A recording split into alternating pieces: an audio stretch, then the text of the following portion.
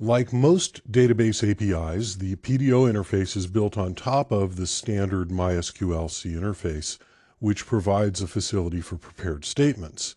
Prepared statements allow the database to analyze and compile an SQL statement and then execute it over and over again to get the results one row at a time.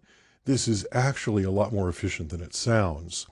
The alternative would be to grab all of the rows of a result at once, which may sound like a good idea, but it rarely actually is a good idea. You never know how many rows there will be or how much memory and compute resources will be required to process them. Getting one row at a time is very manageable, and with prepared statements, it's actually quite efficient.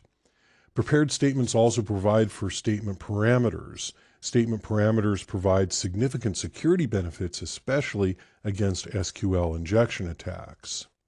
Here in this getAlbums SQL function, you notice that the query is very simple. It's just a select everything from album order by title.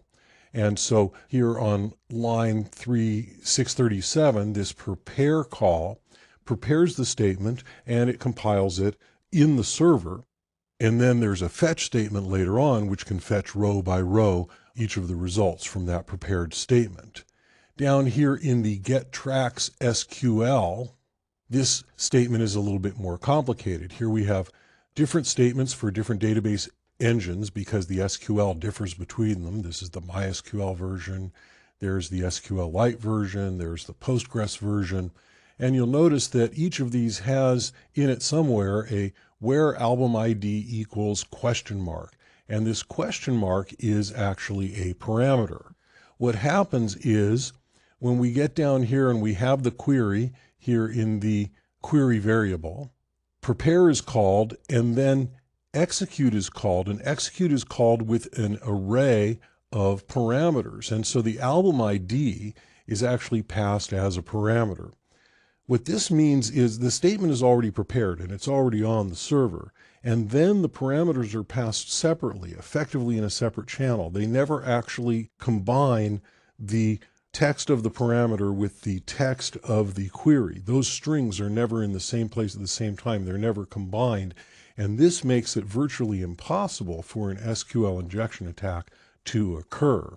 And it also provides other efficiencies in that the engine is given the opportunity to optimize the execution path for the query based on what the parameters actually are, and sometimes even adjust that optimization as the query is being executed.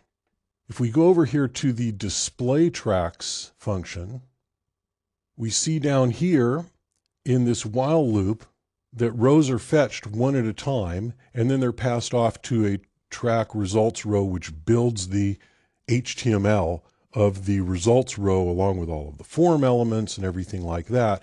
And it's passed this associative array, this flag here, PDO fetch assoc, that tells the PDO interface to take all of the results and put them in an associative array, which is very convenient for things like building form elements.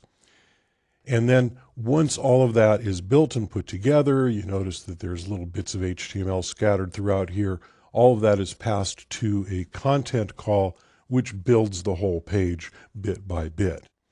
But what we're concerned with here is this fetch call, because this, with the prepared statement and with the parameters already passed off to the server, that can just grab the results row by row, and it's all very efficient to do it that way.